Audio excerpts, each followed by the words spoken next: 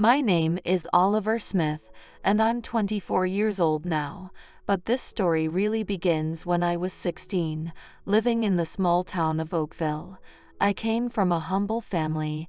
My dad worked long hours at the auto plant, and my mom waitressed at the local diner just to make ends meet.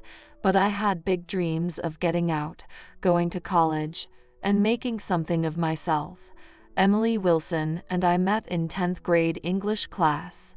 I'll never forget the first time I laid eyes on her. Long chestnut hair, deep green eyes, and a smile that could light up any room.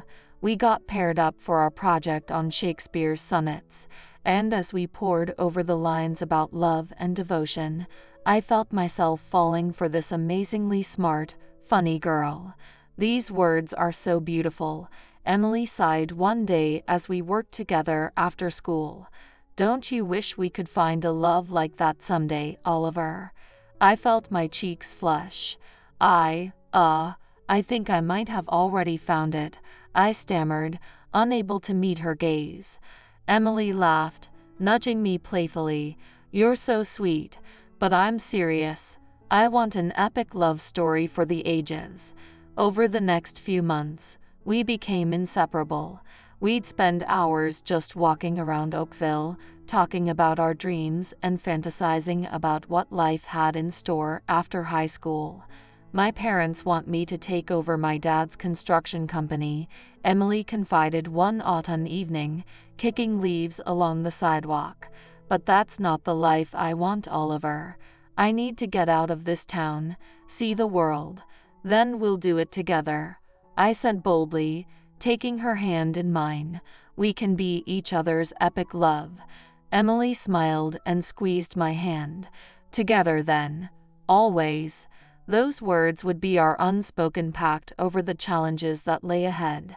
High school flew by in a whirlwind of Friday night football games, dances, and study sessions at Emily's house. Before we knew it, we were turning our tassels at graduation and preparing to head off to college together at State University. My parents had saved up enough to cover a couple semesters' tuition, but after that, Emily and I were on our own to figure out how to pay for our degrees. The plan was for both of us to work part-time jobs and take out student loans to make it work. Man, those first couple of years were rough. Emily waited tables at a diner downtown, while I worked the closing shift stocking shelves at a grocery store. We hardly saw each other except for passing in the hallway on our way to classes. Weekends were spent catching up on homework and studying for exams rather than relaxing. I'm so tired, Oliver, Emily muttered one night as she plopped down on the bed in our tiny apartment. How are we going to keep this up for 4 more years? I wrapped my arms around her, feeling her slim frame against mine. We have to. This is our ticket out, remember? No more Oakville, no more dead-end jobs.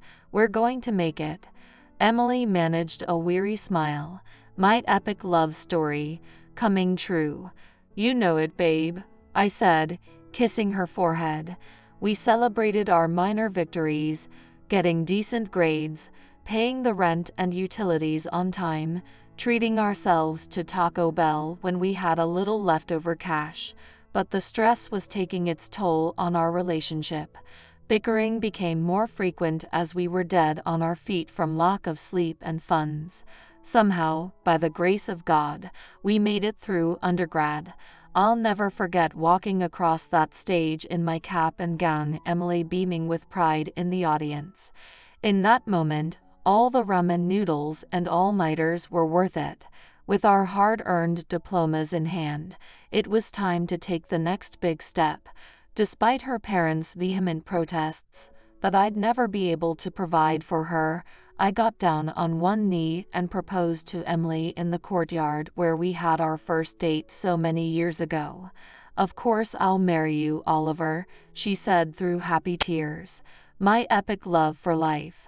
The summer after graduation, we had a small, modest ceremony surrounded by our friends and my family. I've never seen my dad look so proud as when he walked Emily's beaming face down the makeshift aisle in our backyard. As we embarked on our first year of marriage, I could finally breathe a temporary sigh of relief. We were young and deeply in love, with our whole lives ahead of us. If we could conquer undergrad together, I knew there was nothing we couldn't handle as long as we had each other. At least, that's what I thought at the time. Our first year of married life started off like a dream. Emily and I were both able to land decent entry-level jobs, her as a marketing coordinator at a local ad agency, me doing data entry at a bank. Finally, after years of pinching pennies, we had a little breathing room in our budget. We adopted a rescue dog we affectionately named Rufus and moved into a cozy one-bedroom apartment in a nicer part of town. On nights and weekends, we'd take Rufus for long walks, stopping to window shop and fantasize about what we'd buy for our future home someday. A big kitchen is a must, Emily would say wistfully, with one of those fancy gas stoves and a wine fridge. Don't forget my man cave, I'd joke back. I need a space for my video games and jerseys. We were finally building the life we'd always dreamed about, or so I thought. About 6 months into Emily's job, things began to shift. She started staying late at the office more frequently, claiming she had to put in overtime or there was an urgent deadline. I did my best to be supportive and understanding. After all, I knew how crucial it was for her to impress the higher-ups. "Emily," I said gently one night as she scarfed down a lukewarm dinner I'd made hours earlier. "You've been working crazy hours lately. Is everything okay?" She avoided my gaze. "It's just been really busy, you know. The ad world is insane, but I'm almost through the worst of it, I swear." She pecked me on the cheek and rushed out the door again. As the weeks rolled on, Emily became more and more distant, both physically and emotionally. Intimacy dwindled, she stopped making time for date nights, and I noticed her pulling away when we were together. My normally bubbly, affectionate wife was like a completely different person. I tried not to be suspicious at first. Emily had always been so loyal and committed to me and our relationship. She was just overworked and stressed out, I told myself. There had to be a perfectly reasonable explanation. But one day, by pure chance, I stopped by her office unannounced to surprise her with lunch, and that's when I saw it. Emily in a hushed, intense discussion with her boss, Richard Taylor, and the way he looked at her, touched her arm. It made my blood run cold. Emily saw me and her face drained of color. "Oliver, Dadu, what are you doing here?" "I could ask you the same thing," I said, struggling to keep my voice steady. "What's going on between you two?" Richard simply smirked, tucking a strand of Emily's hair behind her ear. "I'll let you two lovebirds get reacquainted." Emily swatted his hand away, but didn't protest as he slinked off down the hall. She looked at me with those big green eyes that used to hold so much love. "It's not what it looks like," she started, but I stopped her right there. "Don't insult me, Emily. I'm not an idiot," I said, fighting back angry tears. "How long has this been going on?" She froze, gnawing her lip anxiously. In that horrible, gut-wrenching pause, I had my answer. The weeks and months after discovering Emily's affair with Richard were some of the darkest of my life.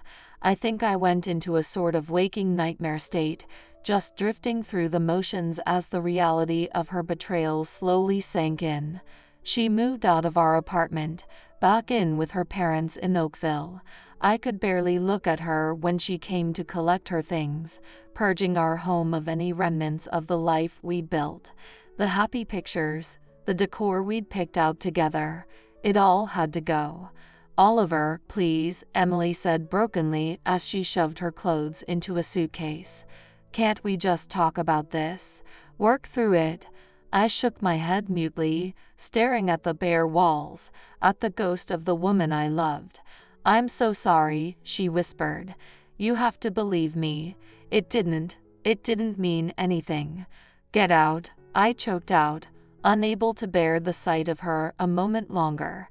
With gone, I tried to lose myself in my work and hanging out with the few friends I had left after marriage, but no amount of nights shooting pool at the bar or extra hours at the office could numb the pain and humiliation I felt. This woman I had loved more than life itself, who I had sacrificed and worked so hard for, how could she have thrown it all away on some cheap fling? Some nights, I would lie awake in our big empty bed, clutching her pillow and breathing in her fading scent as hot tears streamed down my face. I still loved her so damn much. How was I supposed to just turn that off? To ice over that part of my heart? I didn't know if I had the strength. Then, one crisp March morning, I was grabbing a morning cup of coffee at the cafe down the street before work, and that's when I saw her, Emily, pale and drawn, with dark circles under those green eyes I knew so well. Our eyes met, and I knew I shouldn't, but I couldn't stop myself from approaching her. "Hey," I said gruffly. Emily opened her mouth, but seemed unable to speak for a long moment. Finally, she whispered, "Oliver, I'm so sorry. You were right to shut me out. I betrayed you in the worst way and—" She trailed off, wiping at the tears spilling down her cheeks. I felt a pang in my chest seeing her in such anguish. "Get it together, Smith," I scolded myself. "She brought this on herself." "I left Richard," Emily continued, sniffling. "He was controlling, abusive even. I got so messed up, so lost in wanting the life he represented, wealth, status, power. But it wasn't real. You were the realest thing I've ever had." She grasped my hand, her skin cold and clammy against mine. "Please, Oliver, give me one more chance to make things right. I'll spend every day proving myself to you if you'll allow it. I don't expect your forgiveness or trust right now, but I have to try." As I stared down at this broken, imploring woman that had been the heart of my world for so long, a tiny spark of hope flickered deep inside me. Maybe, just maybe, she had learned her lesson. Maybe there was a chance to rebuild. So against my better judgment, I gave a slow nod. "Okay, one more shot, but that's all I've got left in me." A look of pure relief washed over her features as she clutched my hand tighter. "Thank you," she breathed. "You won't regret this, I swear." Only time would tell if her promise would hold true. But for the first time in months, I felt a fleeting sense of optimism cut through the darkness. After our emotional conversation at the cafe, Emily moved back into the apartment, but things were strained, to say the least. I wanted more than anything to let go of the hurt and anger I had been carrying around for months. But every time I looked at her, I couldn't help but be reminded of the ultimate betrayal. We were essentially having to restart our whole relationship from scratch, rediscovering each other's habits, likes and dislikes, relearning how to just coexist after so much turmoil. Some days were okay, and I could almost catch glimpses of the way we used to be together, but then the doubts and resentment would come creeping back in. I tried my best to keep an open mind, to create a safe space for Emily to earn back my trust. But she definitely wasn't making it easy. She was still pulling away emotionally at times, getting distant and preoccupied. I couldn't shake the feeling that something was off. Then her old friend Samantha came barreling back into the picture. Sam had been Emily's wild child party pal from their college days, always chasing after the next thrill or fad. These days, it was the polyamorous lifestyle that had caught her interest. "Monogamy is so outdated and unrealistic," Sam declared one night over glasses of wine at our place. Emily and I sat in tense silence as she ranted. You're seriously telling me you expect to only want to sleep with one person for the rest of your lives? That's bullshit. Emily looked increasingly flustered under her makeup. I don't know, Sam. It's just how I was raised, how most people are. Samantha fixed her with an intense stare. But you're not most people, Em. You're wild at heart. You always have been. Don't let society dictate what you want. She raised her wine glass in a mock toast. Here's to open relationships, the freedom to explore, indulge, no guilt attached. Emily plastered on a nervous smile while I fought the urge to kick Samantha's pretentious ass out right then and there. This was the last thing we needed as we tried to rebuild trust and intimacy. Over the next few weeks, Sam's toxic nihilism seemed to burrow deeper and deeper into Emily's psyche. She started coming home from their hangouts with a haunted, detached look in her eyes. One night, as we got ready for bed in silence, she suddenly blurted out, "Do you ever wonder if we're just limiting ourselves by staying monogamous?" I froze in the middle of putting on my pajamas. You're kidding me, right? After everything we've been through.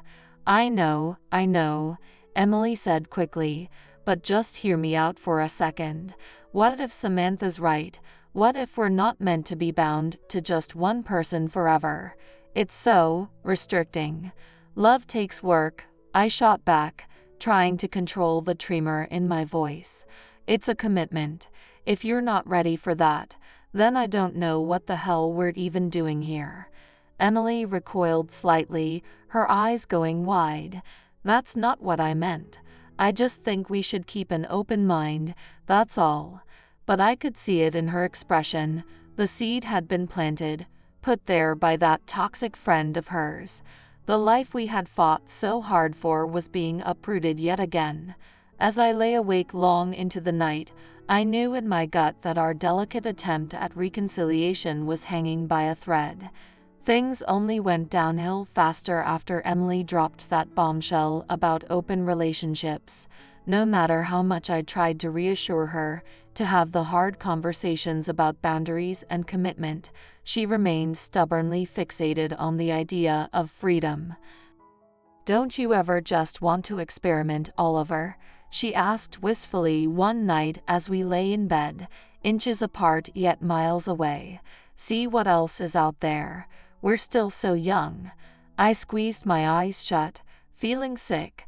This wasn't my Emily talking.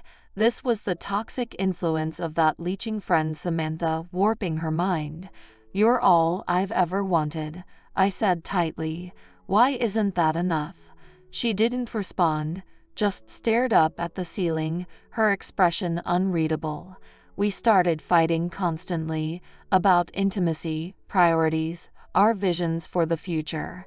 It was as if we were complete strangers, speaking different languages. The woman I had fallen for at 16, the one who had dreamed of finding her epic love story, didn't seem to exist anymore. Then one night, it all came spilling out in a heated argument that will be seared into my memory forever. "I can't keep living this way," Emily yelled, swiping furiously at the tears streaking her cheeks. "Tied down, never free to explore my curiosities and desires. It's like being slowly suffocated." "Then just say it," I exploded, feeling like I was finally being put out of my misery. "You want an open relationship, to sleep around without any boundaries or consequences. Well, I'm not that guy, Em. I won't do it." Her face crumpled in dismay as she searched my expression for any hint of give. When she found none, her jaw set in a tight line. I think we want different things," she said in a steely tone. "If you can't give me the freedom I need, then maybe this has just run its course." A hollow silence stretched between us as the implication hung in the air. This was it, the death knell of our relationship, our marriage, over something as fundamental as sexual faithfulness and boundaries. "You're right," I said gruffly. turning away so she couldn't see the tears burning my eyes. We do want different things, it seems, and I'm tired of fighting so hard for something that's never going to work. I heard Emily's sharp intake of breath, but she said nothing more. In that moment, I realized my relentless hopes that she would see reason, that we would make it back to the way we used to be, had been for nothing. Without another word, I brushed past her and grabbed my car keys from the counter. I needed to get out, to breathe, to process the death of the beautiful dream that Emily and I had shared since we were teenagers. As I drove aimlessly around town that night, I found myself back where it all began, the park where we had our first date so many years ago. I parked and wandered over to that old oak tree, tracing my fingers over the heart I had carved into the bark with our initials all those lifetimes ago. Resting my forehead against the rough bark, I sobbed like I hadn't since I was a child. I mourned the loss of the bold, starry-eyed kids we had been and the love that burned so bright before being slowly extinguished. Maybe some things just aren't meant to last forever, no matter how hard you fight for them. By the time the sun began peeking over the horizon, my eyes were swollen and raw, but my heart had found a strange sense of peace. The idea of moving on without Emily still shattered me into a million pieces, but I realized that hanging onto a dead romance, to someone who no longer believed in the values and boundaries I lived by, would only destroy me further. I deserved to be loved fully, unreservedly, by someone who valued commitment as much as I did. And as painful as it was to accept, Emily was no longer that person. So with a heavy heart, I returned to our apartment, dreading the conversation to come. When I opened the door, Emily was sitting on the couch, her shoulders huddled in a defeated slump. "Oliver," she started, her voice trembling. "These past few months of trying again, I've only realized how far apart we've grown. You deserve someone who can love you with everything they have, without conditions." I felt tears burning again as she finally met my gaze, her green eyes overbright. "You'll always be my great what if," she said with a sad smile. "My epic love that just couldn't survive the real world, I guess. I'm so sorry for what I've put you through. You fought harder for me than I ever deserved. We both knew this was it, the point of no return, even if a tiny flicker of hope still burned in my heart that we could work it out. Her choice had been made. She needed a freedom that I simply could not provide without compromising the values I held most sacred. So, with a heaviness that went bone deep, I nodded jerkily and began packing a bag. It was time to rip off the Band-Aid, to stop trying to force something that was never going to work, not when our philosophies on love and commitment were so diametrically opposed. "I really did love you, Em," I said gruffly as I zipped up my duffel bag. "You were everything to me for the longest time." "I know," she whispered, swiping at her eyes. "Believe me, I know." We embraced one last time, clinging tightly as we both seemed to draw our final bits of strength from each other. This was the end of an era, of my first true love, and I had no idea what the hell I was going to do next. But as I pulled away and forced my leaden feet to carry me out the door, I realized something profound. As painful as this was, as heartbroken as I felt, I would survive this. I had to. My dreams, my values were simply too important to forsake for anyone, even Emily. True love did exist, an all-encompassing partnership rooted in trust and fidelity. And even if that dream seemed so damn far away right now, the fact that I still believed in it so fervently meant I had to keep pursuing it, no matter what. The morning sun was rising higher as I tossed my bag into the trunk and settled behind the wheel, no particular destination in mind. All I knew was that I needed to put one foot in front of the other and start trekking towards a future without the woman who had been my world for so long. A hollow ache lanced through my chest in that moment, but soon enough, the sharp edges of grief would dull to a steady thrum of acceptance and determination. I was the master of my own destiny now, free to redefine who I wanted to be and what I wanted out of life. And maybe, just maybe, the epic love story was still out there waiting for me somewhere down the road. For now, I took one last steadying breath, said a final farewell to our old dreams in the rearview, and drove towards tomorrow. Thanks for watching. Subscribe to the channel, give us a like, share our story, and I'll see you all again very soon.